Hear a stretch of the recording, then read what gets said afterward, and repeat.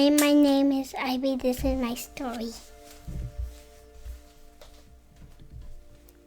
Ivy had gone down that slide hundreds of times before. She loved the park. To her, it was a place filled with wonder, adventure, laughter, and friends. But this time, something strange happened. When Ivy shot down her favorite slide, she didn't land in Sycamore Park. She landed somewhere else entirely. Snow-capped mountains stretched across the horizon. Strange wild animals wandered nearby, yet none of them seemed dangerous. In fact, they looked almost tame. Ivy slowly stood up, staring in disbelief. Then she saw it.